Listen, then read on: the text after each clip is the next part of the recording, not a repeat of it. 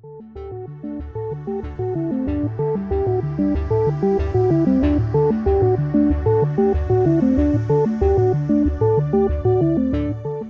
right, welcome everybody. I've got 10 after, so why don't we get started? I'm going to eventually introduce Davis, but first I want to invite Anne and then Chris to give a very brief introduction to the CLTC, who are kindly sponsoring this event and all the food, so you can thank Anne before she leaves. And then Chris to also talk to a little bit of kind of the logic behind doing this and trying to bring this community together on campus. And then I'll pop back up to introduce Davis. So Anne, over to you. Okay. Hi, everybody. I know a lot of the faces in the room, but if I haven't met you, I'm Anne Cleveland. I'm the Executive Director of the Center for Long-Term Cybersecurity. And as Andrew said, we're delighted to be sponsoring the CyberMētis Speaker Series. And thank you so much to Davis for being here to kick off the spring 2023 semester for this speaker series. The Center for Long-Term Cybersecurity is here at the School of Information. And the first thing I will say, if you remember nothing else, remember to sign up for our newsletter at cltc.berkeley.edu for more information about events like this, opportunities to participate in research, and just ways to stay connected to the cybersecurity community in a very broad sense at Berkeley. And then I'll just say two other things about CLTC before I turn it over to Chris. We have two pillars of our work. One is to focus on the future of cybersecurity, hence the name, the Center for Long-Term Cybersecurity. We're really focused on problems that are maybe 3 to 5 years over the horizon and helping people get ahead of cybersecurity challenges that are coming down the pipeline. And then second, we try to expand who participates in cybersecurity. From a disciplinary lens, knowing that we need technical people and social science people and lawyers and policy people and psychologists and people like me who come from a background in climate change in cybersecurity. And then also thinking about how can we center diversity, equity, and inclusion in our community here and in our work and in our research, and helping to expand that for the field at large. So sign up for our newsletter, keep coming to our events. We're really glad to have you in the community, and I will turn it back over to Andrew. All right, hopefully this works. We'll see. Chris, are you able to unmute yourself and say hi? Yeah, I wonder, can you hear me? Yeah, perfect. You can? Yep, we can hear you. Okay, great. I just wanted to say quickly, thank you so much to Andrew, to Anne, especially for Rachel for putting this together, and to Davis Hake. I want all of you to know that there's a huge amount of opportunity in cybersecurity, and the purpose of this speaker series is to help you realize that even if you don't have hard technical skills, so much of what goes on in cybersecurity is just using critical thought to solve difficult problems. So I hope as you listen to Davis speak today, I hope you'll also join us for future iterations of the speaker series and realize there's a place for you in this growing and important profession. Sorry I can't be there. I'm on the East Coast running an event. Perfect. Thanks so much, Chris. And it's great to have so many folks joining as well from the Mike's community via Zoom as well. We're delighted to have this as an opportunity for students in the working group. Thank you for all coming. Well done. You made it to the different room and also for the Mike students to be able to engage with campus as well. So with that, it's my privilege to introduce Davis. Davis Hake is the co-founder and vice president of communications at Resilience Insurance. Prior to starting Resilience in 2016, Davis managed cybersecurity strategy for Palo Alto Networks, served on the National Security Council, and was a lead author of cybersecurity legislation in the US Congress. Hake is currently lectures inside the Cyber Risk Management Program at the University of California, Berkeley, which is the best part of your CV, and is also a term member at the Council on Foreign Relations, where I think we actually got to meet in person for the first time just this last December. So I'll turn the floor over to you, and then we'll have Q&A here shortly. Thank you, Andrew. I just want to say a big, once again, thank you to Anne and Andrew and virtually Chris and Rachel as well for inviting me here today. It's such a pleasure. I've been lecturing for the iSchool since 2018, and the opportunities that I get to actually interact with real people are few and far between. So it's super exciting, and I got to meet two of my students, which is also a rarity and wonderful. So I'm already set. So everything is uphill from here. What I wanted to do today was give a little bit of a quick hit from something I'm passionate about, and it's the reasoning behind the course I built for the iSchool. That was exactly what Chris said. I've been working in cybersecurity policy for over a decade. I was a young staffer when I made my way to DC, literally getting cups of coffee and learning how to fix the printers until I was given my security clearance and thrown into the deep end in congressional investigations. I expected my career to go towards counterinsurgency operations, and I had a member who was like, we are eventually going to be out of this space. We will probably not be hiring economists to go to Iraq and Afghanistan. You should check out this cyber thing because it might be a big deal. That was in 2017. In 2007. In 2009, of course, is when Stuxnet became public, and the vast American public realized the tremendous impact that digital weapons and tools would have, not just on our infrastructure, but our larger society. And I feel like that was also kind of a turning point where we started seeing that this is not just an engineering problem, but it is a sociological problem, a political science problem, an economics problem, and also a business problem, which is where I've sort of ended up today. So a lot of the work that we've done in the topic today will focus on how we can engage the private sector to do things that are not only better for their bottom line, better to help them generate revenue, but also ideally have some societal good and impact as well too. How do you get businesses to do the right things for themselves and the right thing overall? That's by building better CISOs. So a quick little background on me, already went over it, right? Like if you think about how to dox me, if you're not a technical person, doxing is the act of going through, finding out things publicly about somebody, generally embarrassing them, and then exposing them to the broader internet. I have done, I think, an admirable job of positioning myself as a relatively smart and polished individual, hiding my background as a soft skills major. And if you see okay, I've got a startup, I'm at Berkeley, that's super cool, Berkeley's super impressive. I'm on the Council on Foreign Relations, that sounds cool. I've done some private sector, I was at the White House. It's all very nice and manicured. But in reality, if you go a little bit deeper, right, you can start to see, use all of that carefully manicured information about myself and what I presented to really leverage an attack, not just against me, but everything I care about, my deeper organizations, my families, my company. And so if you'll go through, you'll find out that Davis Hake lives here in Oakland. Here's my phone number even that I've blacked out because we're recording, but you can easily find it online. You could take one of my old email addresses, move laterally into have I been pwned, and it turns out I have. In fact, my fitness pal from their breach back in February 2018 has a password. Let's say I am not as cyber savvy as I should be. Maybe I've reused that, haven't changed that password since then. So you can go right into using that email to log into my Yahoo account. After logging into my Yahoo account, it's as simple as going to my Resilience Gmail account, forcing a password change into my Yahoo mail, and then into my insurance company for the information that we hold on over 1,000 insureds and what their cyber risk is. Bing, bang, boom, startup gone, as are 1,000 companies, including several large ports and airports. It is that easy, and it's a good little PSA for everybody to remember how to not make yourself an easy target as you look to promote yourself, build your personas online. Nothing wrong with presenting a good polished image, especially for grad students who be taking this program, looking to apply for jobs. But think about your digital trail that you leave and the potential for larger risk effects to the organizations you work with. A quick PSA. So what's not online, right? What are the things that you can do to protect your organization? First, I never reuse any of my financial or work passwords or actually use key phrases.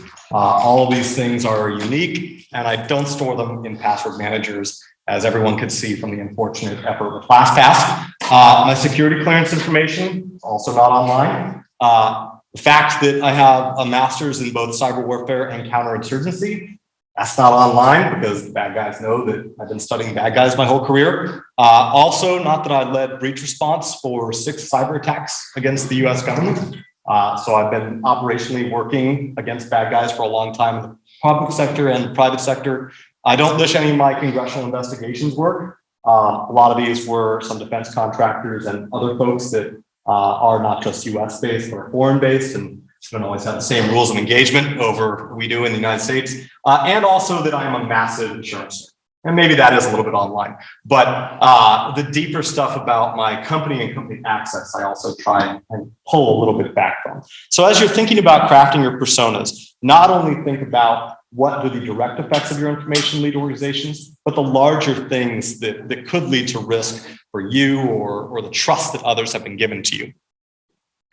And it's really this trust, which is kind of where we're going to begin our story today. Right? So we were recently speaking with a customer from a Fortune 100 company, who's a board member. And he gave us a great quote. He wasn't like writing this to be used in any presentation, which is why I'm not using his name. But he literally said, the future CISO needs to be financially minded business leader who's the principal cyber risk advisor to the CEO and the board.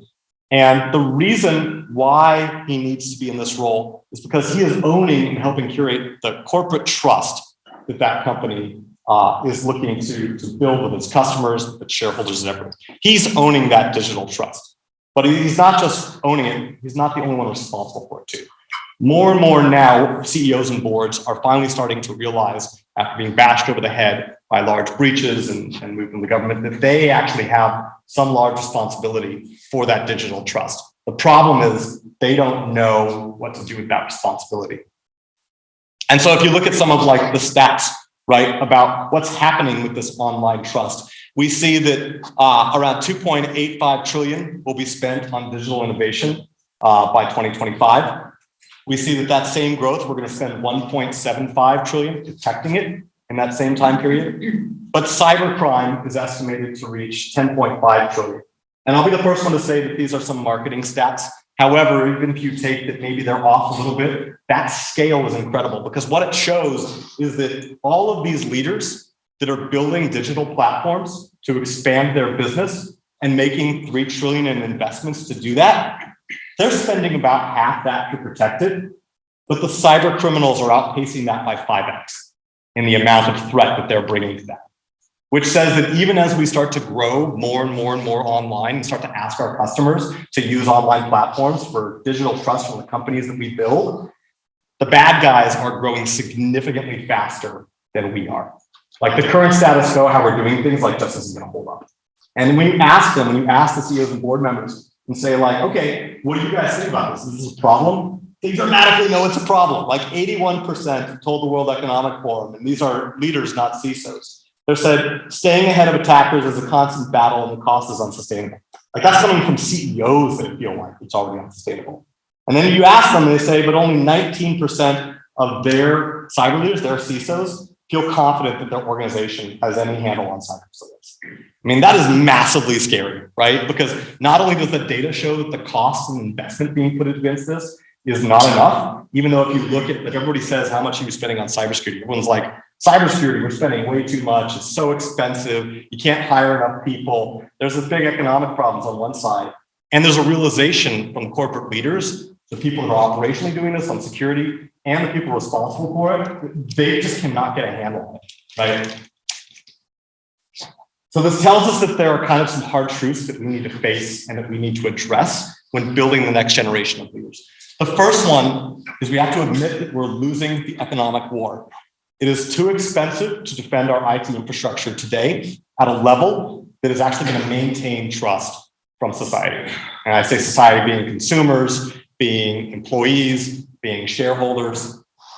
This is leading to an erosion of public trust. Consumers, voters, our neighbors, right? General public at large are losing trust in the confidentiality, the integrity, and the availability of the digital systems they depend on. You can look back at what's been happening with Facebook and social media over the past 5 years as only a glimpse of some of the public mistrust for what's happening to their data. You can look at the ransomware epidemic, where you start talking to my buddy's construction business in Merced, where he's got a good construction business, but it's not like it's a, $3 billion business. And he knows about his competitors who have been hit by ransomware incidents. He was asking me about cyber insurance. And I'm like, yeah, but it's like, it struck me. It's like if my friend in Merced's construction business is talking to me about ransomware, this is now a Main Street issue, right? And the last thing is that the status quo has got to go. This is continuing to operate in the silos, how we do this today, where you have just technically minded people buying technical products to try and solve this problem, and business people saying, this is not my issue. I'm going to grow my revenue and we're going to try and keep the technical costs down. That has to change, right? We can't be bringing only technological solutions to what is ultimately a strategic societal problem. And those three, press announcements there are kind of like some of the primary examples that I think of recently. The one that really ticks me off, though, is the last one. It says a judge has finalized the $63 million OPM hack settlement. I was one of the 10 people who knew about the breach before it became public. I was actively going and doing my security clearance at the time. I asked to hand it in via paper and was told my clearance would be revoked if I didn't finish it, knowing that a nation state adversary had owned and was watching all our security clearance. And then I didn't even find out that I was able to file a claim back in October. They gave us 2 months to do it. So whatever. But the level that the level of effort we're applying to this is not equivalent to the level of pain that we are feeling. So what does this look like when leaders of companies do not effectively manage this risk in a sustainable way? So what does it look like when that breakdown between a technological solution versus a full sort of holistic risk management approach is taken? We've got 3 examples. The first one goes back to 2012, Operation Ababil. So Ababil was a DDoS attack against US banks. It was telegraphed by members that are now known to be the Iranian Republic Guard Corps. They went in, they wanted to cause pain in the US financial system, and they noted that they would be denial of service attacking several banks. They actually telegraphed that publicly online. Back from the operational side, one of the things I worked on in the government, I can say we all thought about this as a technical problem. How do we ensure that the DDoS attacks that are coming don't breach the load balancers of these big banks? So we rushed around, we worked with the SOCs at the various banks, we shared intelligence that we all thought we were doing well and coordinated. And the DDoS attacks came and they were a little blip. But what we didn't think about was that just by the fact of us panicking and the news covering this and everybody being telegraphed and sharing their message out, we had already succeeded at the Iranian Guard Corps' goal, which was to cause doubt in the US financial system. They knew likely that their denial of service attacks were not going to be effective. In fact, they were only targeting public-facing web pages. So actually none of the fears about the trading systems, about the ATMs or anything like that would actually even be affected, even if they were successful. But they didn't need that. They were publishing this on purpose, and we carried their objective for them by making a big deal out of it. We didn't think about their actual objective and their risk. And the banks suffered a big public humiliation because it looked like they were caught flat-footed. And at the time, there were a lot of stories and a lot of questions about, is the US financial sector prepared for cyber war? Which is the exact opposite of what we wanted to happen. We were concerned that those stories would happen after the sites got taken down, and they didn't even need to take them down. We did that for them. Uber. If you look at the recent responsibilities and around the CISO, and Joe Sullivan, who's the former CISO for Uber, when they had a breach that had happened in 2016 after they were already under investigation by the Securities Exchange Commission, the decision was made, and Joe Sullivan facilitated it, in order to take these hackers, call them security researchers, and pay the money as an extortion to them in the attempts that this would not be considered a new data breach. At the time, unfortunately, the highest payout that Uber had made was $10,000 to a security researcher. So this was way out of line. It's also going back, showing that the decision to do this was made after they were extorted. So what courts have recently decided was what Joe did was try to cover up a hack. rather than work with security researchers. So he's taking the fall and has been found guilty for this. One of the first executives to be found guilty for a hack that happened to the company and maybe paying jail time. And the problem here was, once again, not the crime. Our insurance company facilitates extortion payments, not weekly, or else we wouldn't be in business, but certainly quarterly and monthly. So paying extortion, not necessarily legal, but trying to cover it up to avoid further pain in the press, to avoid further repercussions from a regulatory standpoint. That was the crime went after. And I think it also poses a good question about the CISO and future leaders' responsibility. Is it to the company? Is it to do what someone on the company says is a good idea to do?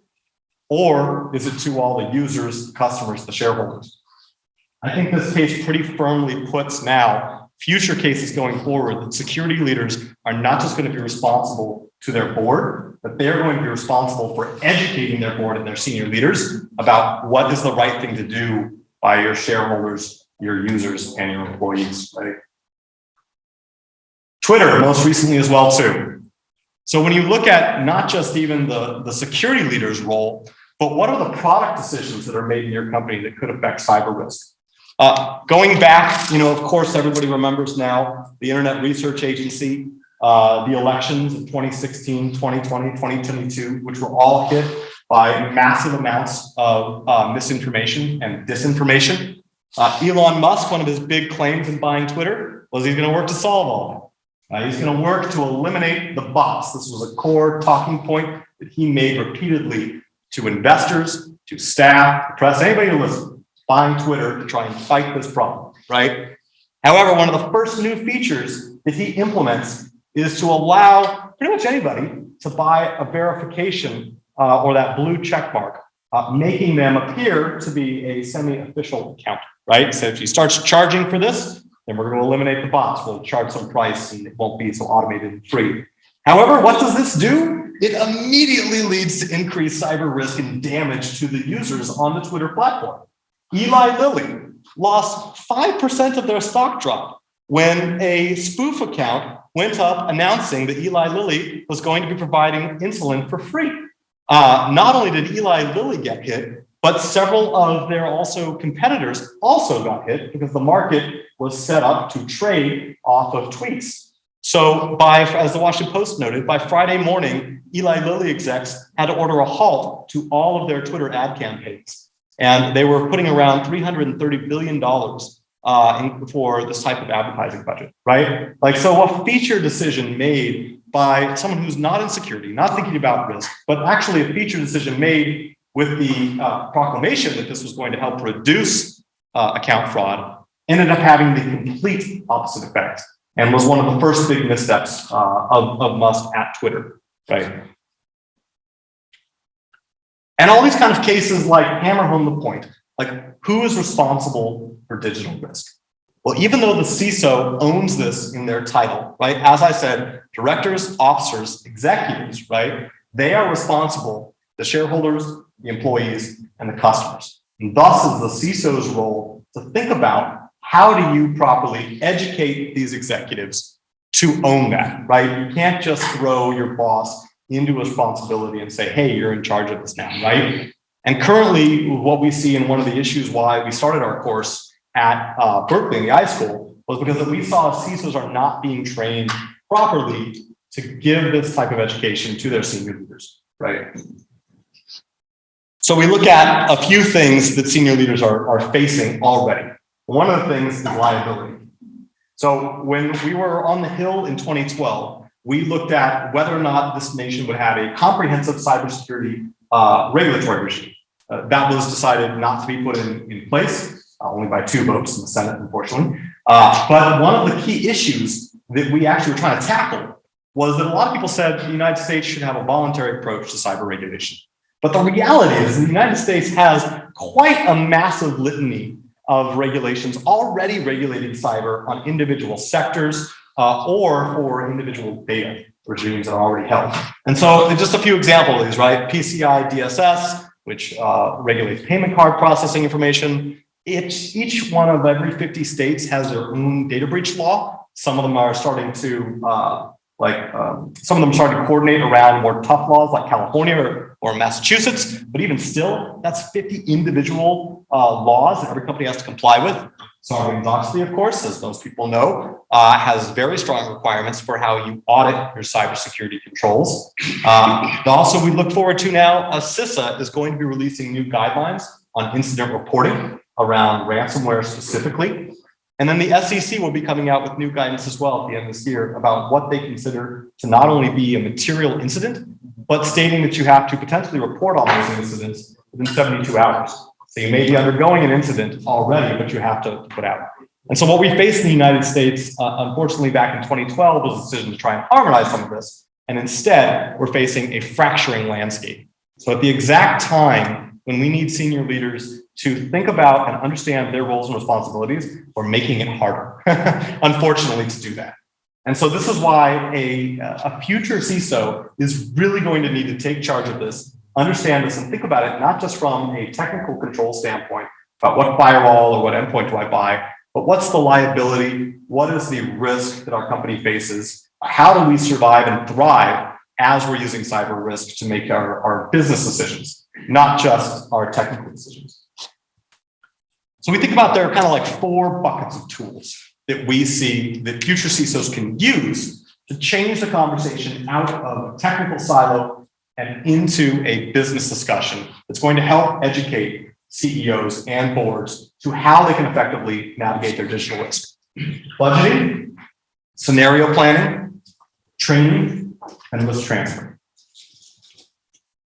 So in the budgeting, one of the things that we go over in class, which is either my students' worst homework assignment or one of their most favorite, is this idea of quantitative analysis and budgeting. So financial planning, using, for example, things like Monte Carlo simulations, which were devised during the first atomic testing to look at large random calculations, are starting to be applied towards cyber risk. It's still in its infancy and data is hard to get, but it does exist and it can be built for organizations. One of the tools that's out there is the factor analysis of risk. This is called the FAIR model. It's an open source model for taking quantitative cyber data and trying to come out with some estimation around how much risk is your investment buying down. From there, when you start to understand how much risk your security investments are buying down, you can start to look at trade-offs in your budget. And you can start to have conversations with executives around things like loss exceedance curves, which say, is our company willing to accept a 10% chance of a $30 million loss? Yes or no? That is an economic forecasting question that when you start talking to sales executives, or your CFO or your board, as they're looking at revenue projections, they can actually put a cost against that. And for the first time, it's starting to give CISOs the ability to speak at a language that is understandable by financial and business leaders, rather than saying, hey, our risk of a ransomware attack is red. It's like, well, okay, well, what does like red mean? Okay, maybe I understand red, maybe I understand green, but I certainly don't understand yellow, right? What number is yellow? This is where we're trying to move and trying to change that. The next tool we have is scenario planning. So there's a great author called Thomas Parenti. He's got a very good book about communicating cybersecurity. And he talks about this idea of building threat narratives. So storytelling, right? Or anybody who's done a little bit of marketing is very familiar with the idea of like the hero's journey, right? You look at Star Wars, you look at Batman, and it sort of tells this narrative that humans understand about venturing out into a dangerous land, taking learning and information, and then bringing that knowledge back. You are the storyteller as the senior leader when you're trying to convey the outcomes or the negative outcomes that could happen from a lack of investment in security. But thinking through this ability of telling, okay, for ransomware incidents, right? Like there are problems you're going to directly face from this incident. Like these attackers that you read about in the Wall Street Journal, you read about Hive and the takedowns from the Department of Justice. It's not just some like crazy random thing you read about in the journal. It could have real impacts to our company in these very specific ways, right? And so there's a lot of work that's been done just over the past few years around the ransomware space as we've seen medium-sized businesses be targeted to put out and publish numbers around what these attacks are doing for companies, and then specifically how to defeat them in ways that not only maybe stop the malware, but lead to a lower business impact. So telling these narratives and these stories in ways that are not technical, but take into mind some human marketing tricks is critically important as you look to educate senior leaders. And this is my example of doing it. I use in the company, we like memes. So we talk about, this is an example for rules of crisis around Log4 Shell. If anybody remembers or anybody had to operationally deal with any of this, right? Like happened right before the Christmas break. And so, of course, everybody was happy to provide a little bit of humor and input. Another tool is training. So exercising this. Traditionally, we've thought of exercising in terms of playbooks. So what happens when you get a security event? And okay, this analyst is going to take that, they're going to investigate it, then they'll go to their manager who might review the systems impacted, and then you kind of have this cycle where you follow up and see if it's a big incident or not. Great to have, does not involve senior execs at all. And when it comes time to actually make a decision on if you're going to shell out $5 million in Bitcoin, senior leaders have no idea what they should do with that impact. Taking executives at least once a year through this full cycle of what an incident looks like at a company is critically important to involving them and making sure that they know that they're going to be part of this decision-making process. And in fact, it's going to be a lot easier for leaders to make this case because the SEC is going to start requiring this when they release their new rules. It's split into two parts. One of it says incidents have to be reported within 72 hours. The other side says that boards have to be aware of cyber risk mitigating controls and investments that are in place. So they're going to need to show that they're doing some auditing and oversight, and getting them to participate in at least once a year drills is a great way to document this process for shareholders. We do a lot of this, right? Like this training, and a common thing is to kind of throw up like, what's your first move? And then the answer is like all of them, right? So there's a lot of folks that can bring this in professionally. They can do a live simulation. They can make it specific to an organization. They will actually make it interactive and fun. So you don't just have to stand up and do a PowerPoint if you're ever faced to do this. And the last one is risk transfer. So as an insurance salesman, I have to qualify this by saying nothing I am saying today provides any guidance or recommendations on insurance. And now with that out of the way, so what is risk transfer and what does it do?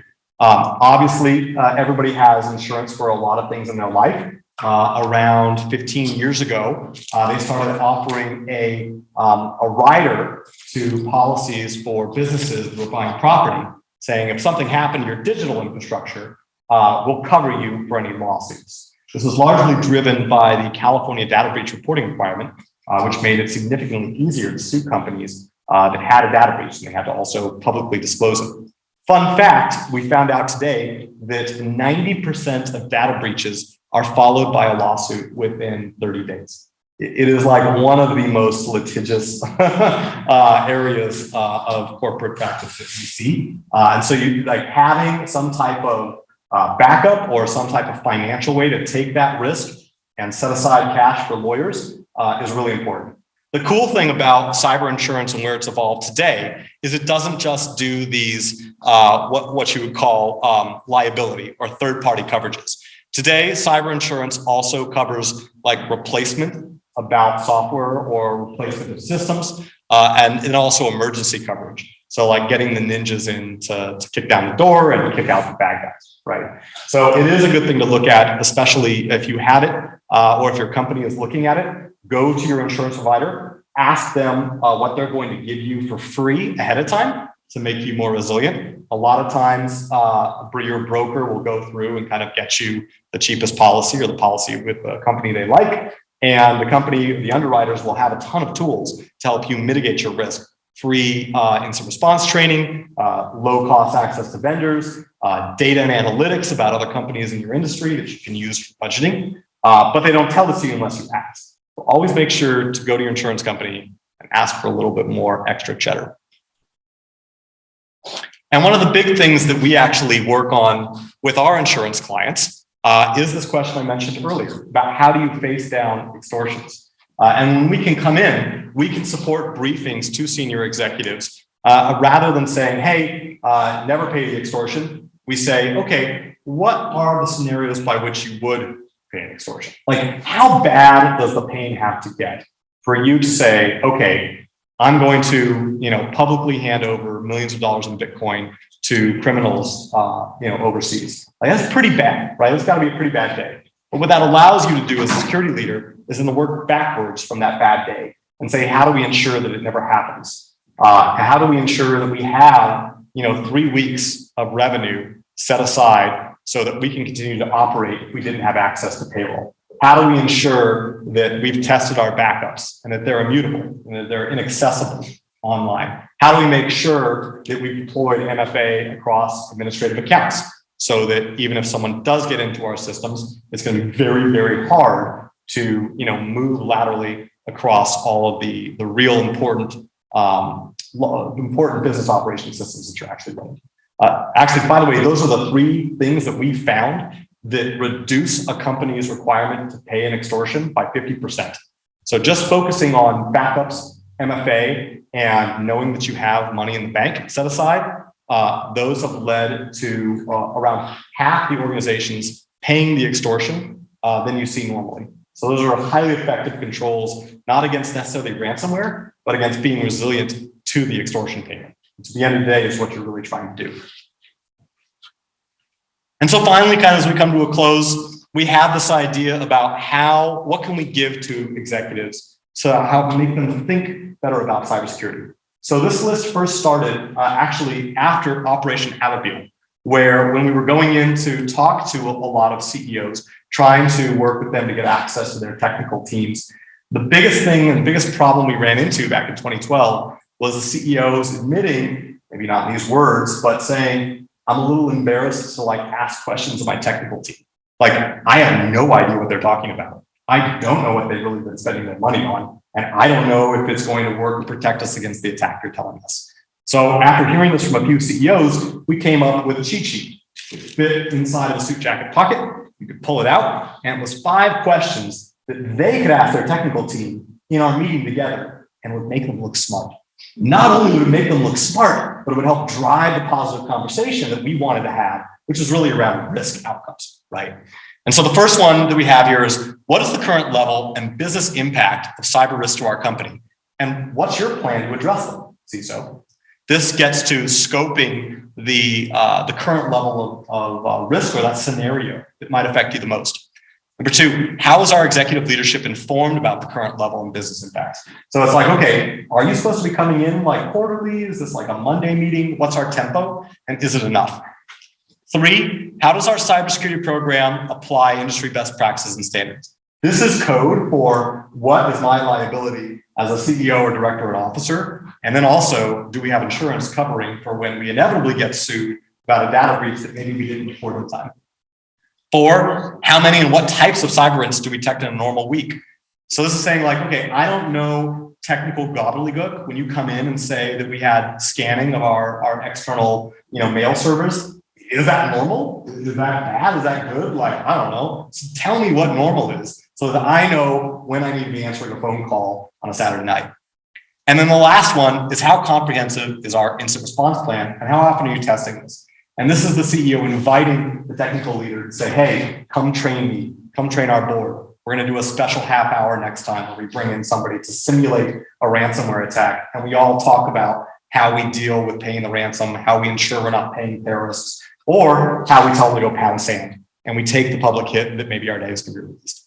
These are the important conversations that we're going to need to be having as security leaders. They're going to finally start breaking us out of our technical silos and start showing business value to organizations in ways that drive them to help tackle these larger societal problems that we faced from an underinvestment in cybersecurity thinking over the past decade. Oh, looks like I've been infected. Time to go. Thank you very much.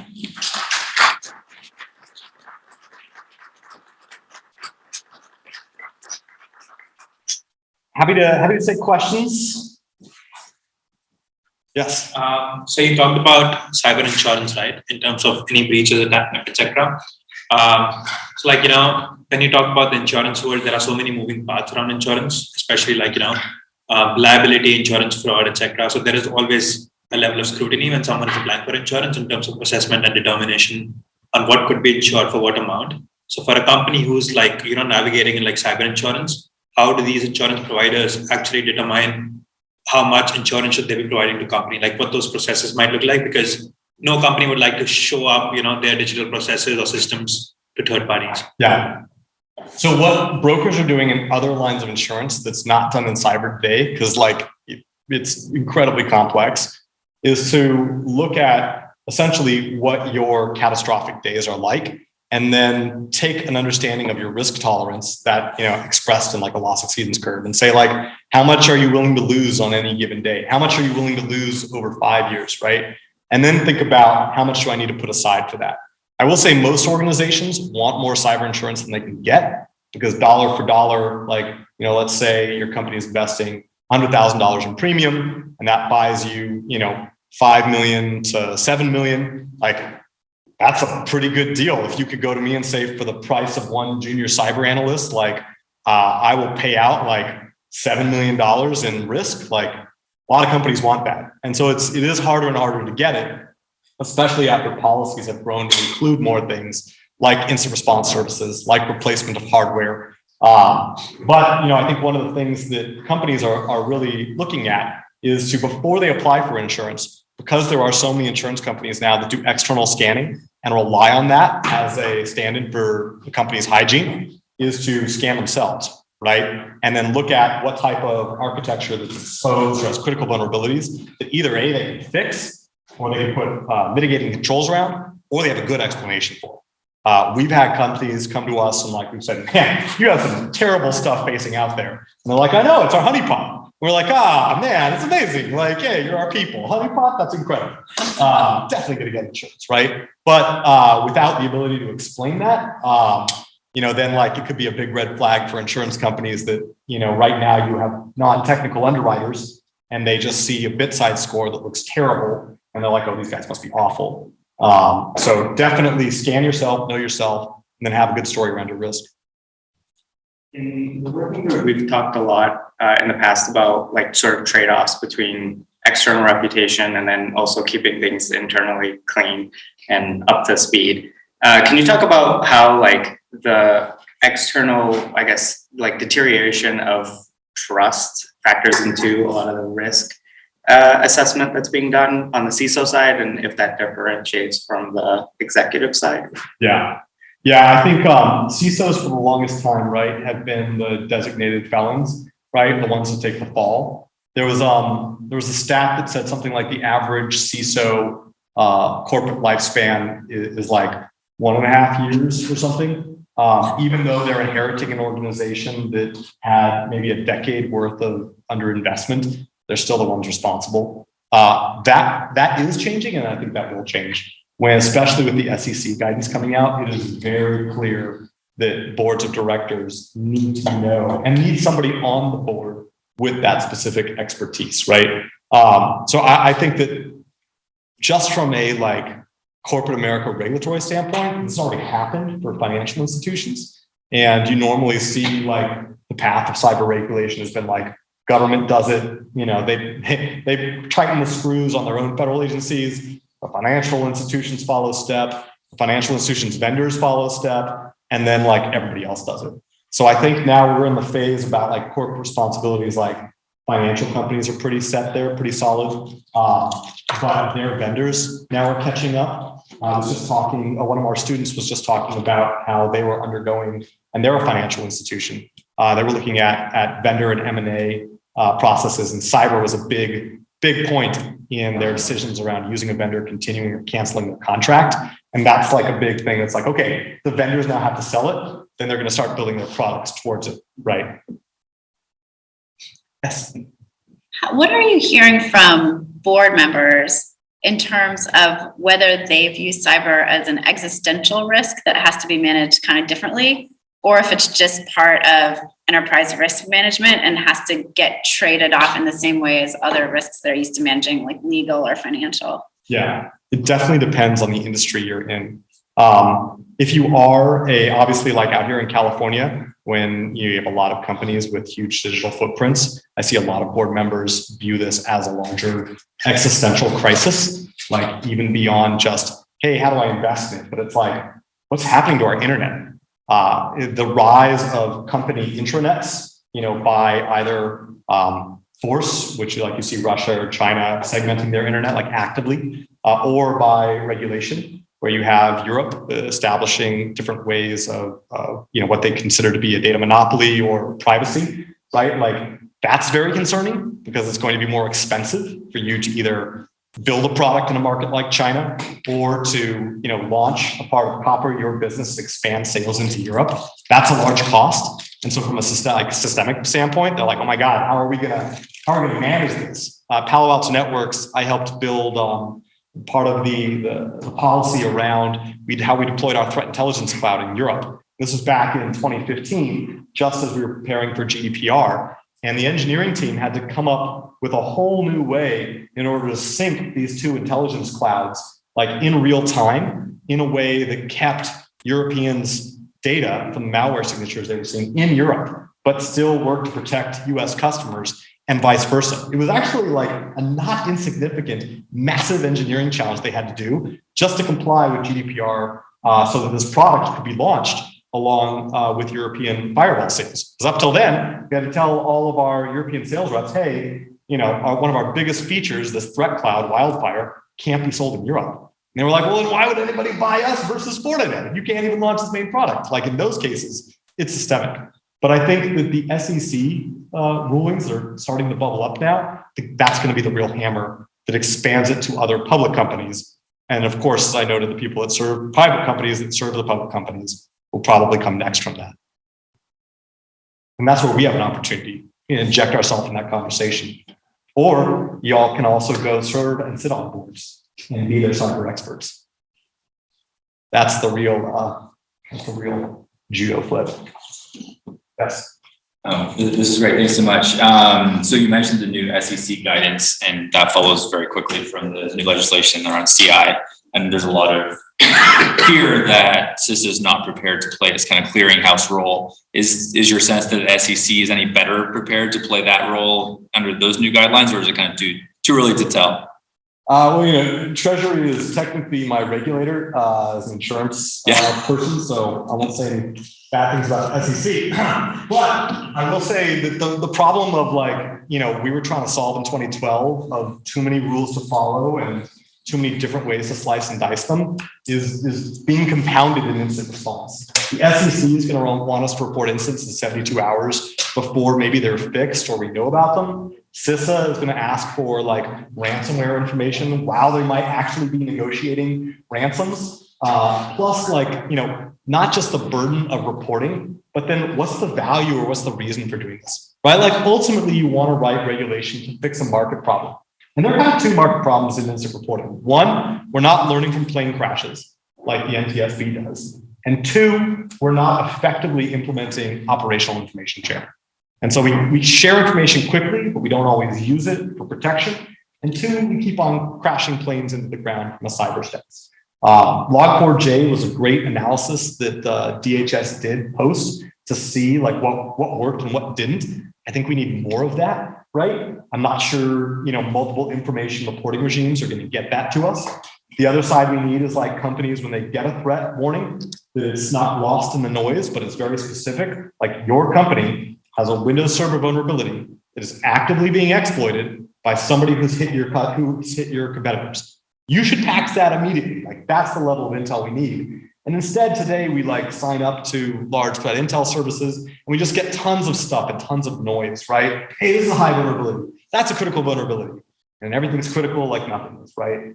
And maybe this new reporting regime will drive companies to give the data, and maybe we'll take that data and solve those problems. But this is definitely something that CISA needs to lead on, is what value are we going to give back from all of this stuff that we're asking US companies to do? Which is a good paper if any of my students want to write that. Then we can just send it to CISA. Any more questions? You might just take a look on the laptop there and see. Oh my gosh, and I totally said that I would do that and I didn't. Let's see, chat. Or Q&A at the top potentially as well. Oh yeah, Q&A. No questions, which means I was such a good lecturer or everything was on mute. No, but seriously, I'm in the Berkeley Slack group. I'm always happy to answer questions off the cuff.